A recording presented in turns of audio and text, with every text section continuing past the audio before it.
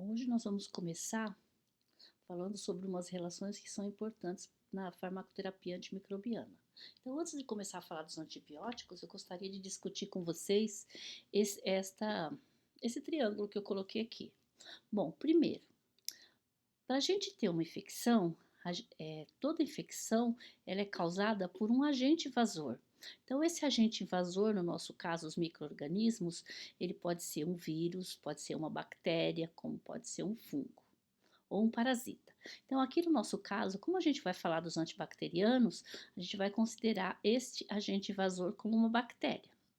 Uma bactéria, as bactérias, eu já disse antes, elas estão presentes no nosso sistema, no nosso organismo, e elas convivem bem com a gente.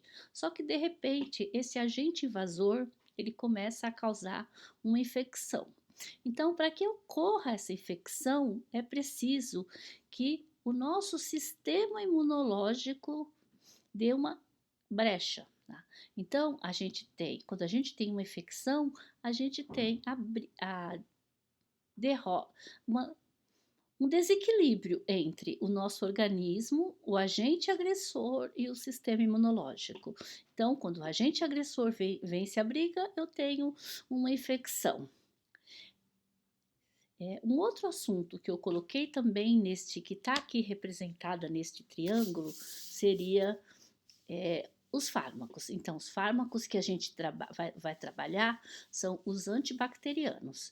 E os antibacterianos, eles podem ter ação sobre o agente invasor, no caso as bactérias, eles podem ser bactericida, quando a ação dele nas bactérias representa a morte dessas célula bacteriana. Ou eles podem ser bacteriostática, quando a ação desses fármacos na bactéria é de inibir o crescimento dessa bactéria. Então, a ação pode ser bactericida, morte celular bacteriana, ou bacteriostática, inibe o crescimento bacteriano. Por outro lado, o agente invasor, de acordo com o fármaco, ele pode ser selecionado, que foi o que a gente discutiu na nossa aula passada, que é o que a gente chama de resistência. Então, alguns micro-organismos vão crescer na presença de alguns fármacos. Alguns micro-organismos vão sobreviver na presença de alguns fármacos. A isso nós chamamos de resistência. Bom, os fármacos vão fazer efeito no nosso organismo, então tem tantos efeitos farmacológicos, que pode ser bactericida ou bacteriostático, quanto os efeitos adversos. Os efeitos adversos vai ser causados na gente, e os efeitos farmacológicos no agente invasor. Tá? Então, os efeitos adversos dos antibacterianos vão ser aqueles causados no hospedeiro. Então, por exemplo, eu tomo amoxicilina e tenho diarreia. Eu tomo amoxicilina e ela é bactericida, ela vai matar o agente invasor, as bactérias. Só que quando ela mata essas bactérias, ela provoca em mim uma diarreia, que é um efeito adverso provocado no hospedeiro. O hospedeiro sempre vai agir nos fármacos através da biotransformação, da absorção, da metabolização, da eliminação. São os parâmetros que a gente chama de farmacocinético. Então, é a ação do hospedeiro no nosso organismo. Então, este triângulozinho representa todas as relações importantes na farmacoterapia antimicrobiana. Infecção, então, que é o nosso próximo assunto, e eu sempre deixo bem claro para os meus alunos que jamais eles vão confundir uma infecção com uma inflamação. A inflamação que a gente já viu antes, ela pode ser causada por um agente invasor, mas no caso, o agente invasor, que podia ser físico, químico ou biológico, que vai desencadear o processo inflamatório.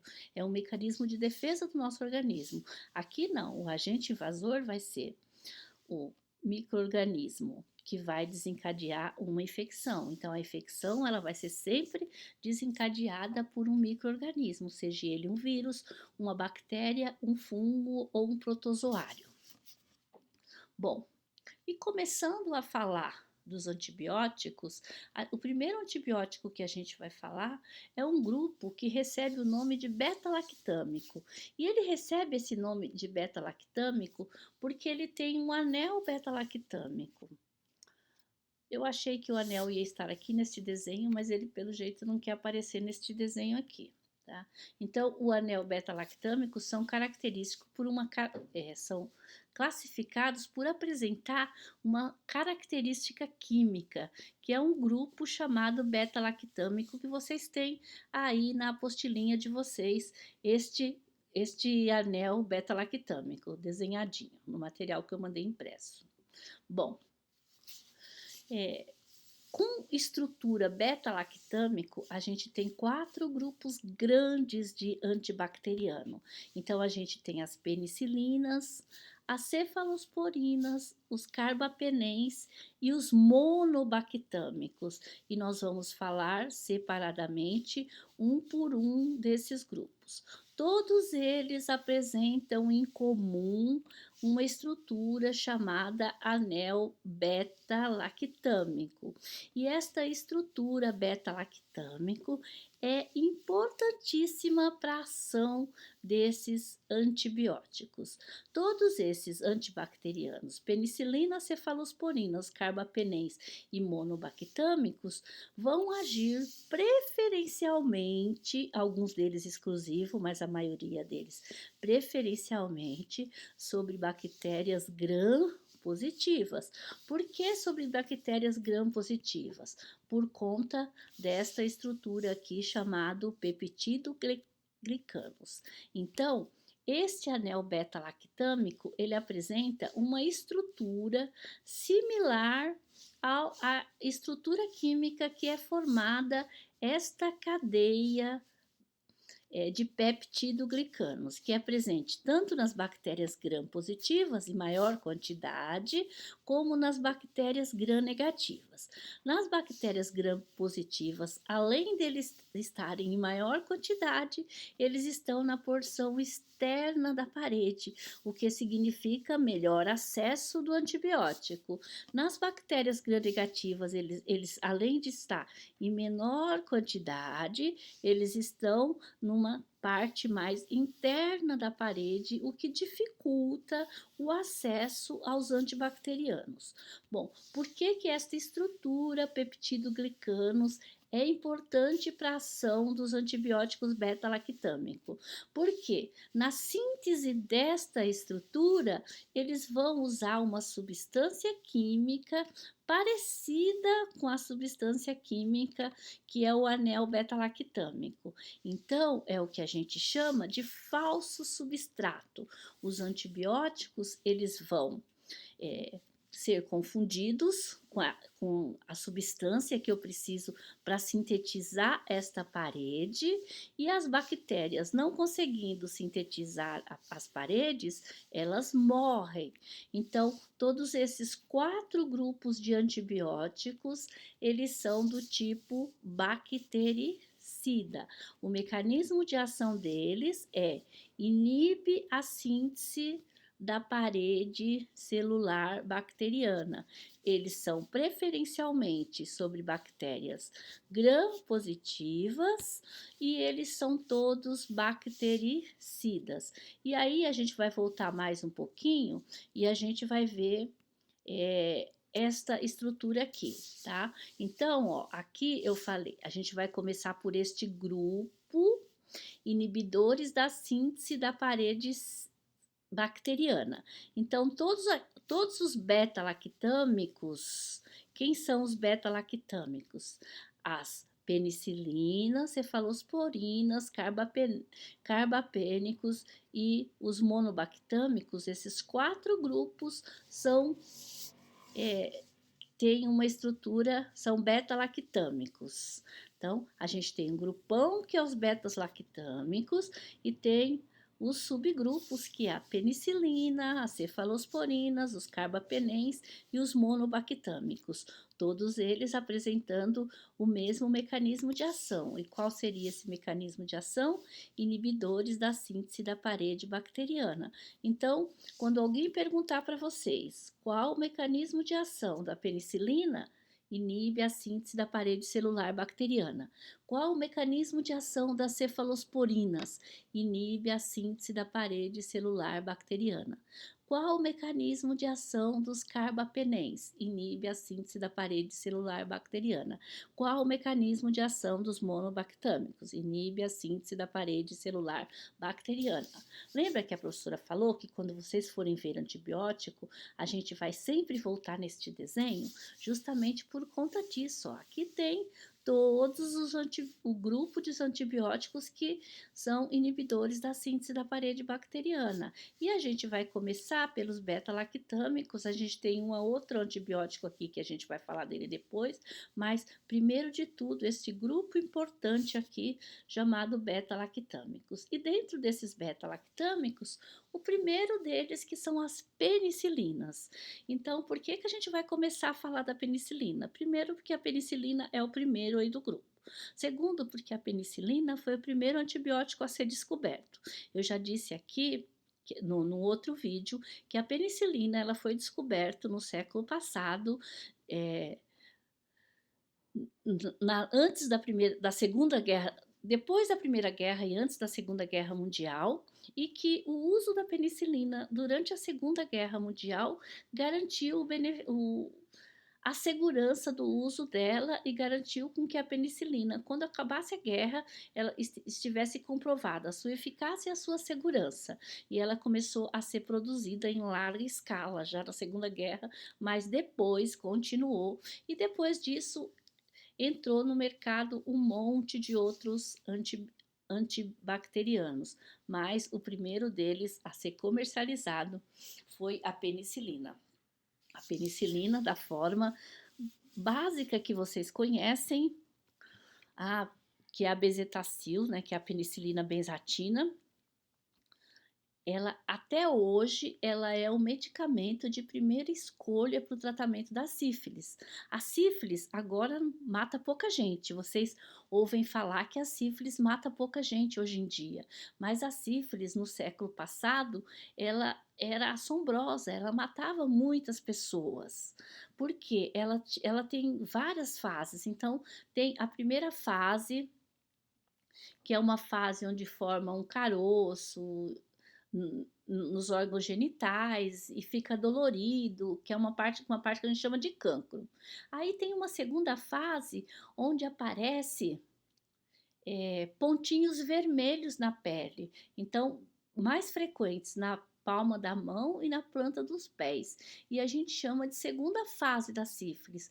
Mas o mais perigoso da sífilis é a fase terciária da sífilis, é a terceira fase, onde elas atacam os órgãos internamente. Então pode dar vários problemas renais, pulmonares, sistema nervoso central, fígado, tá? Quando a sífilis ataca os órgãos internamente, que é numa fase terciária da sífilis, ela pode levar à morte. Então, hoje, até com o uso indiscriminado dos antibióticos, os pacientes normalmente não chegam à terceira fase da sífilis. Mas a gente tem um problema gravíssimo com a sífilis, que é a sífilis congênita. É a mãe que, quando ela está gestante, ela passa a sífilis para o bebê. E a sífilis congênita, essa tem aumentado muito ultimamente. E a sífilis congênita, ela causa tanto problemas na mãe, como ela pode causar na criança. A criança pode nascer com má formação. Então, embora a penicilina foi o primeiro antibiótico a ser descoberto, ela é até hoje o mais utilizado e é o de primeira escolha para o tratamento da sífilis. A gente teve um problema com a penicilina há um tempo atrás. Então, o que aconteceu com a penicilina? Faltou, o laboratório simplesmente parou de produzir. E a gente teve um aumento, e a gente está tendo agora um aumento dos casos de sífilis e principalmente, como eu já disse, da sífilis congênita. Então, é um problema que precisa ser resolvido. Então, as penicilinas são classificadas como beta-lactâmicos, devido à presença daquela estrutura química que a gente chamou anel beta-lactâmico. A integridade do anel ela é essencial para a atividade biológica. Então, se por algum motivo esse anel ele for clivado, ele for quebrado, esse antibacteriano, ele perde o efeito. Por quê? Quando a professora explicou o mecanismo um pouquinho ali atrás, ela explicou que ele funciona como falso substrato. Então, a bactéria vai se utilizar do antibacteriano da penicilina para a síntese da parede. Se não tem a estrutura que ela considera como estrutura dela, que é o anel, ela simplesmente não vai utilizar. Então, se clivar esse anel, se acontecer alguma coisa nessa estrutura e esse anel for quebrado, aquele antibiótico ele perde o efeito dele. Bom, hoje a gente já tem mais de 300 tipos de bactérias que fazem isso. São bactérias resistentes à penicilina. E por que elas são resistentes à penicilina?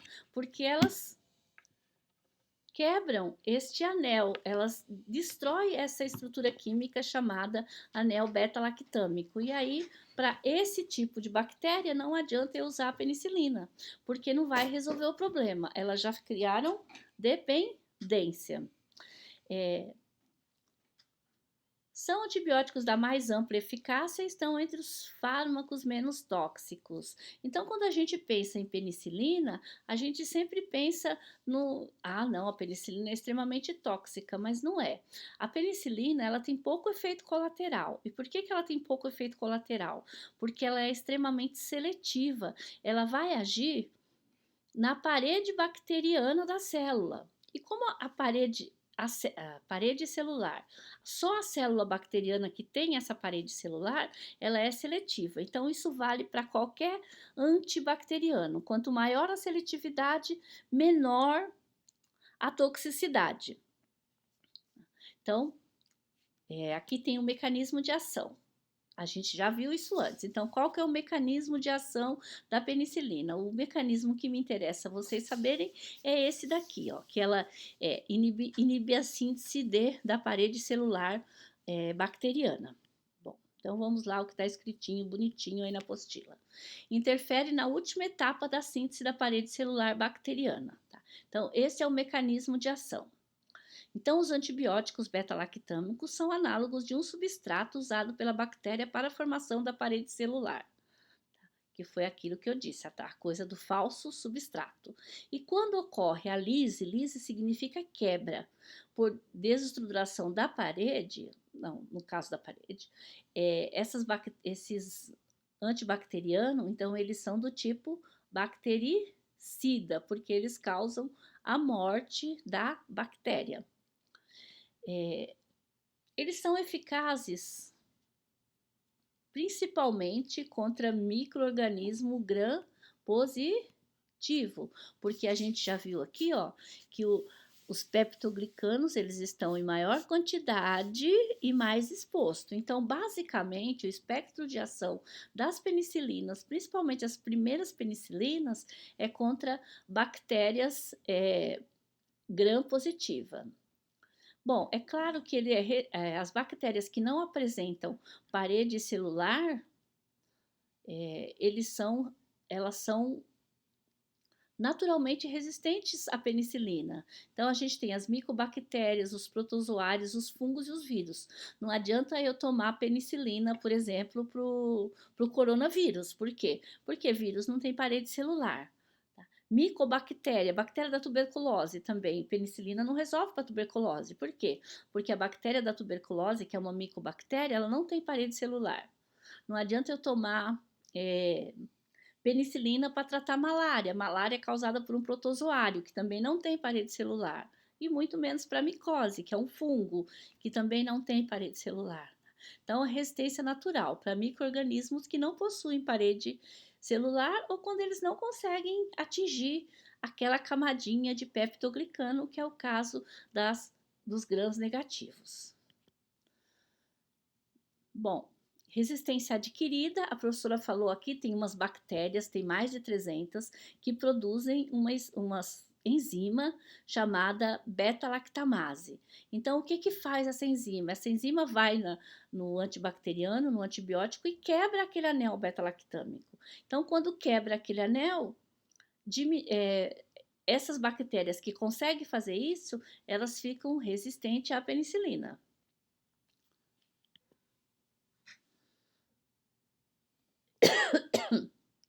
Bom, aqui é só um resuminho das penicilinas.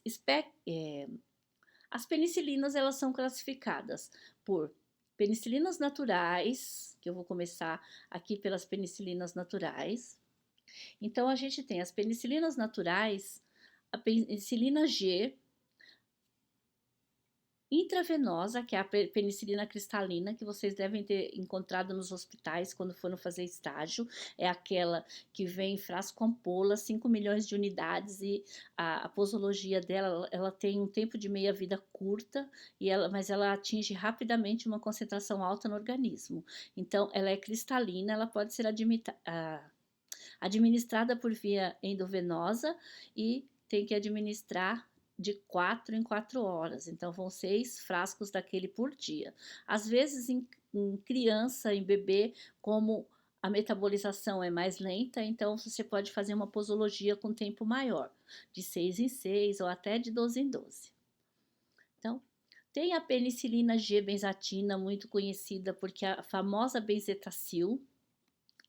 A benzetacil, a gente tem a apresentação tanto de 600 mil unidades, que todas elas são, não vêm como miligrama, e sim como unidades internacionais, que nem a gente já falou aqui da insulina. As penicilinas também, elas vêm como unidades internacionais. Então, a gente tem a penicilina G-benzatina de 600 mil unidades e tem a de 1.200.000, que é a de adulto, que normalmente é o que o pessoal utiliza por aí.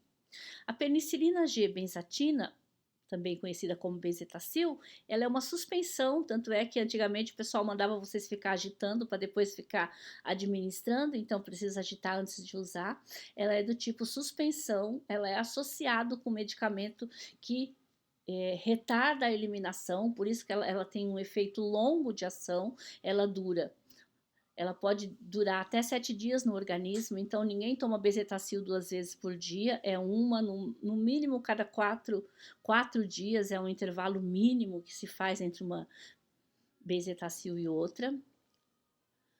E ela jamais pode ser administrada endovenosamente, porque ela é uma suspensão, ela não é uma solução.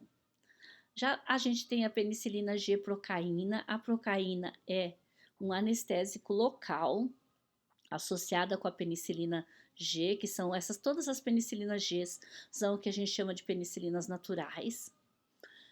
A penicilina G-procaína, então, como ela vem associada com essa procaína, ela é administrada intramuscular e ela tem um tempo de duração de 12 horas, então precisa ser administrada de 12 em 12 horas, mas atinge uma concentração plasmática um pouco maior do que a penicilina G-benzatina. Então, às vezes ela é utilizada no tratamento, por exemplo, da pneumonia para criança ou para mesmo para adulto, mas aí tem que tomar uma a cada 12 horas. Então, tem gente que fala que toma 2 bezetacil por dia. Não é bezetacil, é penicilina G-procaína e não benzatina. Bom, as penicilinas naturais, então, são classificadas, todas essas são naturais. Tem também, não sei se ainda tem no mercado, mas teve durante muito tempo a penicilina V. A penicilina V é a forma oral da penicilina G. Eles fizeram uma forma para ser administrada pela via oral, mas não pegou muito bem. Ela não atinge uma concentração mínima necessária, então a eficácia dela é um pouco discutida, mas existe aí no mercado, chama-se PenV oral. Efeitos adversos. Todas essas penicilinas, então, que são com eficácia comprovada, elas são de uso injetável. Isso não é nada legal. Só que assim, eles estão entre os fármacos mais seguros e atóxicos, sendo os efeitos adversos graves a ocorrência de hipersensibilidade. Então, qual o grande problema, o efeito da penicilina? São as reações de hipersensibilidade. Então, pode dar choque anafilático. Antigamente, o pessoal fazia teste para penicilina e hoje não faz mais teste. Então, por que não faz mais teste? Porque a reação de hipersensibilidade, ela acontece independente da dose. Então, se você utilizar uma dose mesmo aquela dose de teste, você pode ter um choque anafilático. Então, o que a gente faz hoje? E normalmente esse choque, ele não aparece na primeira vez que você entra em contato com o antibiótico, ele aparece numa segunda vez. Então, Hoje, o que eles fazem? Eles fazem um questionamento antes se você tem ou não alergia à penicilina. Se você não sabe, o que você tem que fazer? Eles vão administrar a penicilina e vocês vão ficar esperando um tempo no local onde você tenha condições de ser atendido se por acaso você tiver um choque anafilático. Então, por isso que durante algum tempo o pessoal até tirou a administração da bezetacil das unidades básicas de saúde, mas voltou atrás porque começou a aumentar os casos de sífilis congênita, porque o pessoal não estava tomando. Então, hoje, administra nas UBSs e nos hospitais, em unidades que vocês tenham, porque mesmo nas UBSs, quando tem o médico presente, eles tenham condições de fazer o atendimento necessário se você tiver um choque anafilático. Bom, depois da gravação sobre os antimicrobianos, voltando sempre, a gente vai voltar para o nosso gráfico aqui, para o nosso desenho. Então, a gente começou falando sobre os antibióticos, os antibacterianos, que são inibidores da síntese da parede celular bacteriana. Então, a gente está falando desse grupo aqui chamado beta-lactâmicos. Bom, então, os beta-lactâmicos, a gente tinha aqui... esse aqui aparece o desenho, tá vendo, gente? Esse aqui é um anel beta-lactâmico. Então, beta-lactâmico, a gente tem as penicilinas, as cefalosporinas, os carbapenens e os monobactâmicos. Todos esses aqui apresentam o anel beta-lactâmico. E a gente estava falando na aula passada sobre a penicilina. Então, as penicilinas são beta-lactâmicos devido à presença do anel e que a integridade desse anel é essencial para a atividade biológica.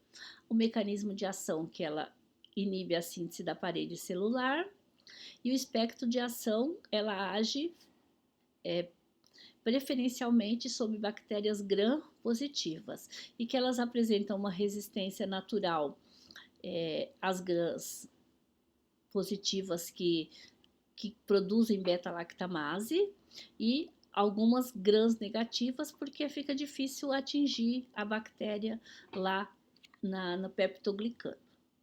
A gente falou na aula passada que as penicilinas, elas se classificam em penicilinas naturais. Então, penicilinas naturais, a gente tem a penicilina G, que é intravenosa, a gente tem a penicilina G-benzatina, que era bezetacil, e a penicilina G-procaína, que é o aicilina ou despacilina, que existe uma penicilina via oral no mercado, mas que ela não é muito utilizada. As penicilinas benzatinas, elas estão associadas com outros medicamentos e ela é uma penicilina de longa duração. Então, você vai tomar ela e o tratamento, ela vai ficar no seu organismo agindo no mínimo, você vai usar ela no mínimo cada 4 dias, mas ela fica de 4 a 7 dias fazendo efeito no seu organismo.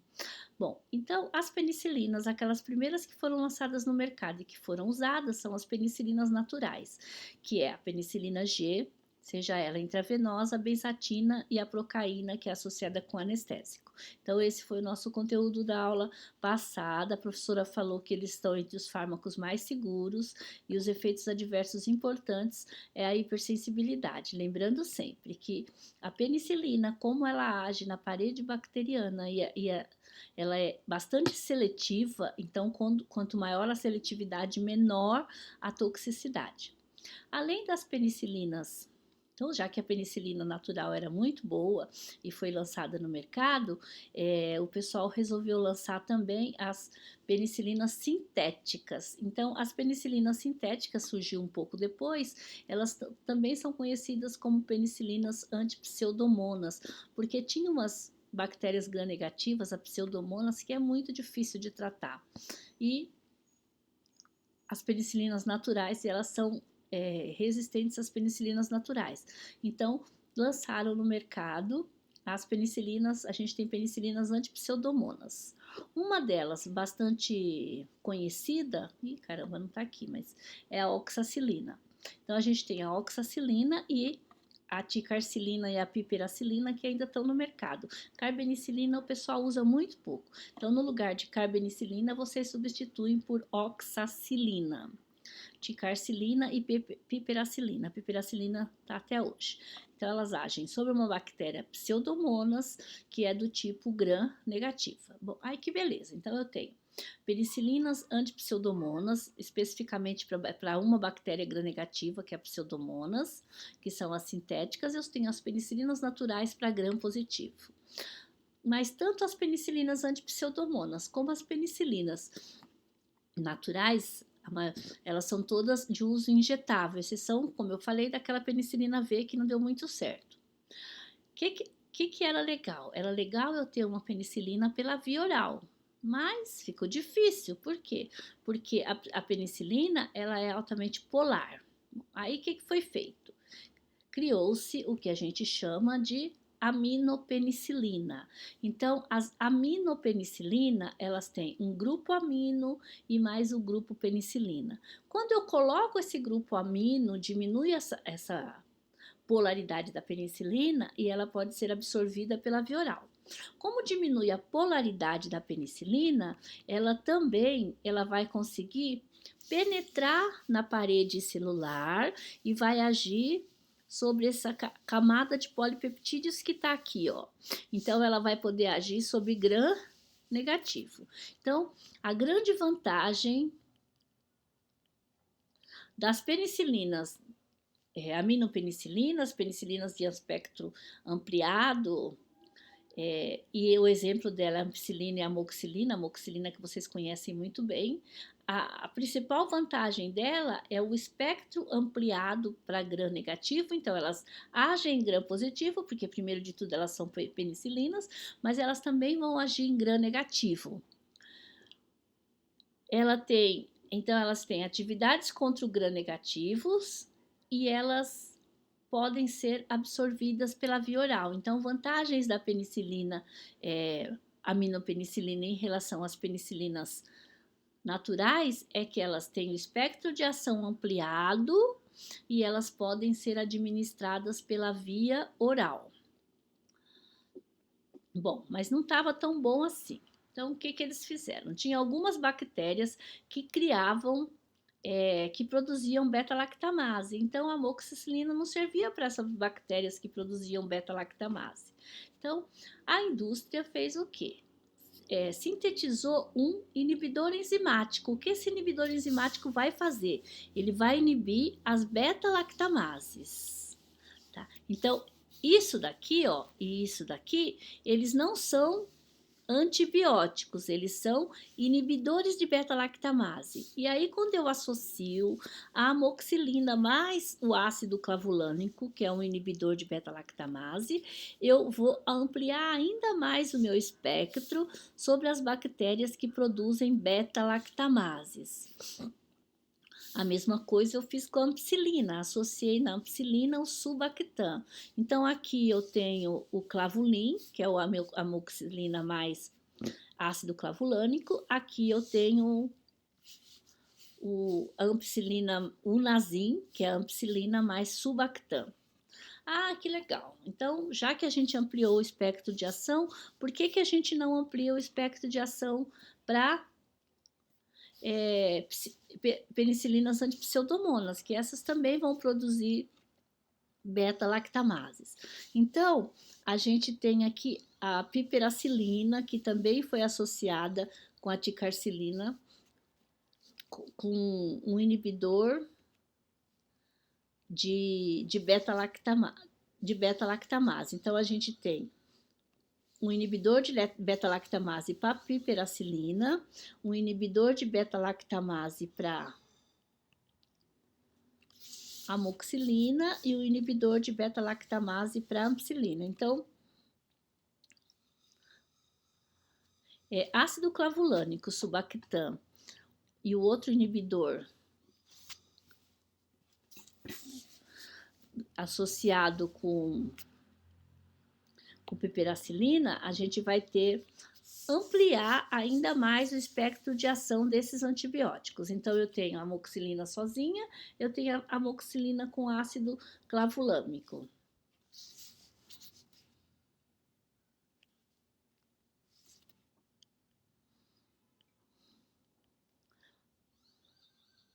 efeitos adversos são os mesmos. Agora, quando eu penso em efeitos adversos da amoxicilina, eu lembro sempre de diarreia, porque a amoxicilina, como ela tem um espectro ampliado para gram-negativo, ela vai destruir aquelas células bacterianas que desenvolve, aquelas bactérias que desenvolvem um trabalho, auxilia no processo de digestão. Então, mata as bactérias que auxiliam no processo de digestão, e aí um dos efeitos colaterais muito frequentes, tanto da ampicilina como da amoxicilina, é a diarreia.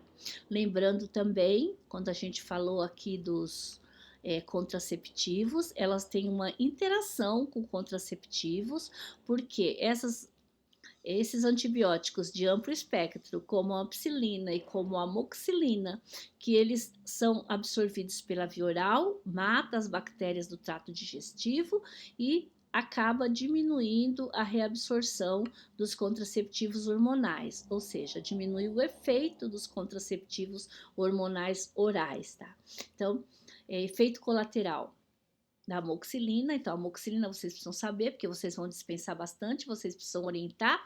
Efeito colateral principal, diarreia, e é claro que ela pode ter efeito, reações de hipersensibilidade. Quem é alérgico à penicilina, com certeza pode ser alérgico também à amoxicilina e à ampicilina, porque elas são penicilinas semissintéticas ou aminopenicilinas, mas são penicilinas. Então, nós temos, voltando um pouquinho, a gente tem penicilinas naturais,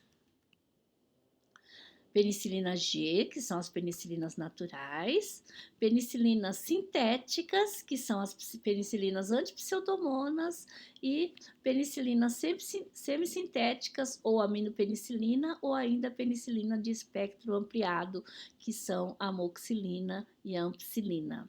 E a gente tem essas penicilinas, tanto a sintética como a semissintética, associada a inibidores de beta-lactamase, que aumenta o espectro de ação dos seus respectivos antibióticos. No caso, aqui é o antibiótico, aqui o inibidor de beta-lactamase.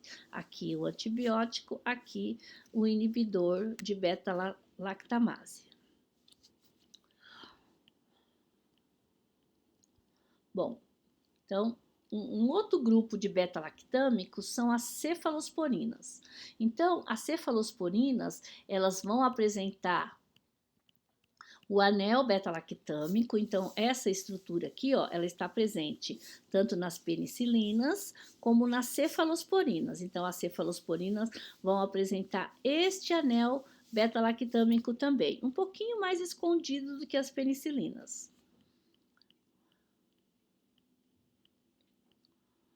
Assemelham-se às penicilinas do ponto de vista químico, então apresentam o mesmo anel beta-lactâmico, apresentam um espectro de atividade mais amplo, e apresentam também o mesmo mecanismo de ação. Epa, caiu um errinho aí, mas tudo bem. Apresenta a mesma, igual a penicilina, elas vão apresentar o anel beta-lactâmico, a mesma estrutura química, um espectro de ação parecido, então elas vão iniciar com gram positivo e elas vão apresentar o mesmo mecanismo de ação, que é qual mesmo? Voltando, elas vão ser inibidoras da síntese da parede bacteriana. Então, esse é o mecanismo de ação das penicilinas, das cefalosporinas.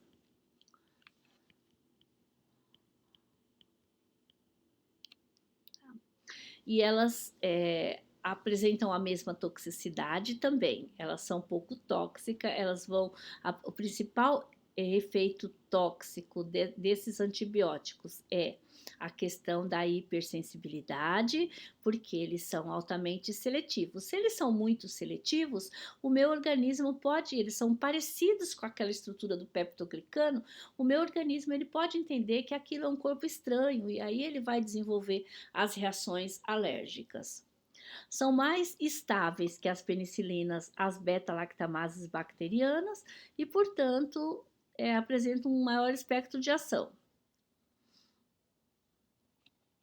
O espectro de ação mais amplo. ficou meio bagunçado a apresentação aqui do slide de vocês, ó. São mais estáveis do que a penicilina, muitas betas-lactamase bacteriana e, portanto, um espectro de ação, de atividade de ação mais amplo.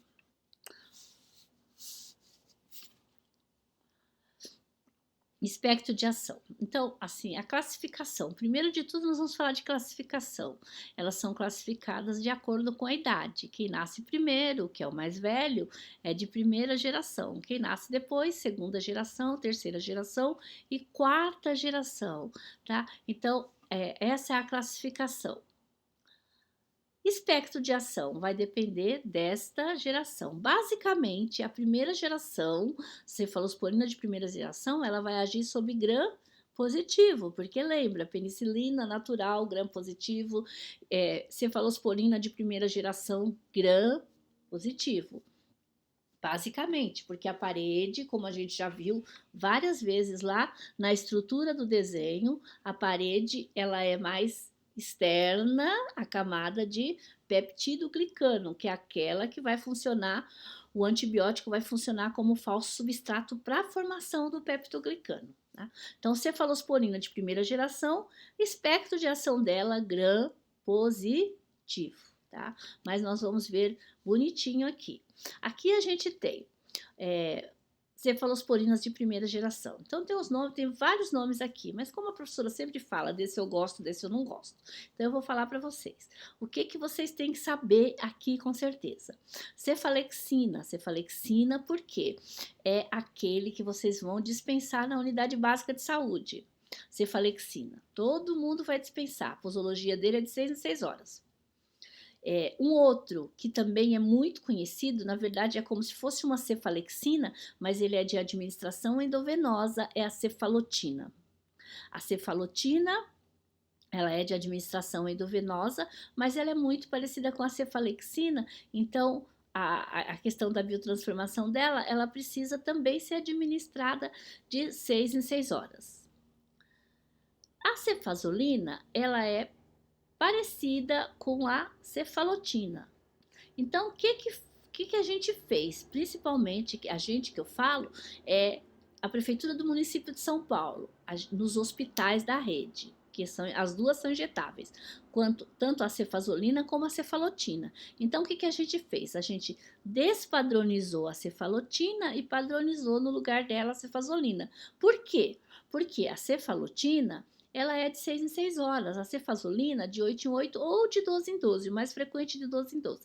E quando você muda dentro do hospital uma posologia de 6 em 6 para 8 em 8 ou 12 em 12, você vai economizar serviço de enfermagem, seringa, ampola. Então, por uma razão econômica, e já que elas têm o mesmo espectro de ação, nós substituímos a cefalotina pela cefazolina dentro dos hospitais. Então, dentro dos hospitais da rede da prefeitura, vocês não vão encontrar cefalotina desde 2004 que a gente padronizou a cefazolina.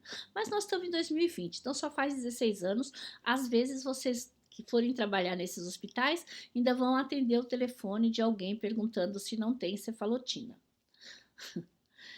Porque o pessoal ficou mal acostumado.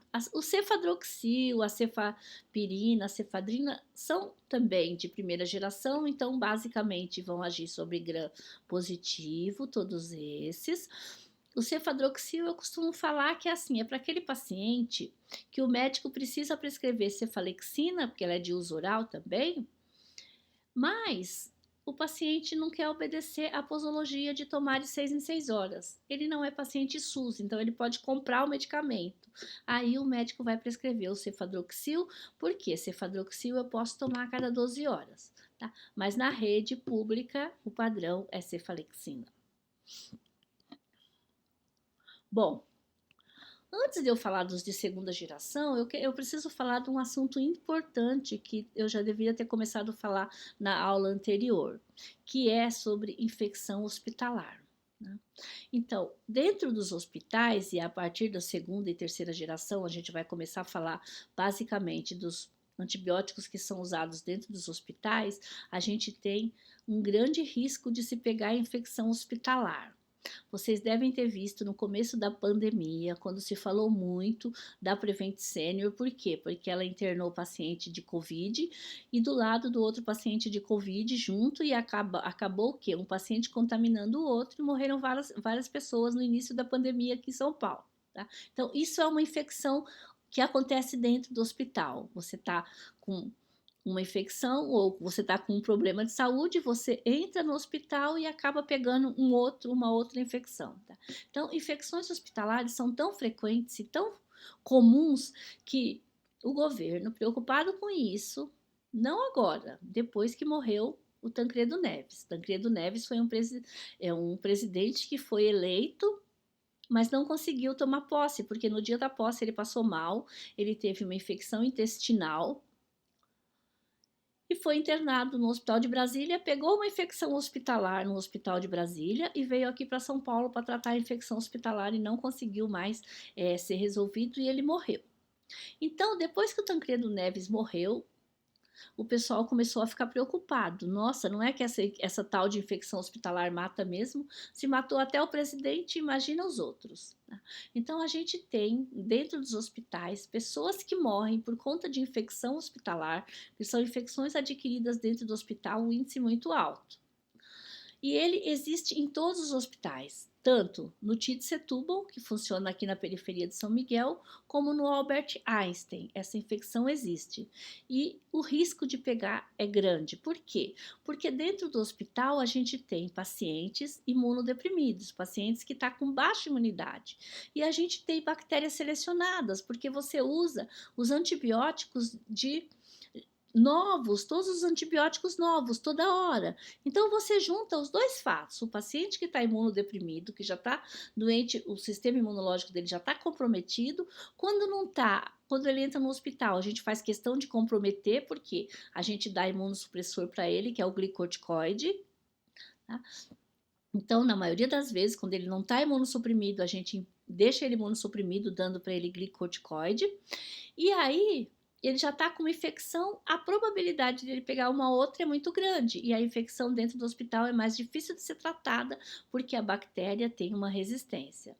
Então, pensando nisso, o governo fez uma lei obrigando todos os hospitais a ter uma comissão de controle da infecção hospitalar, chamada CCIH.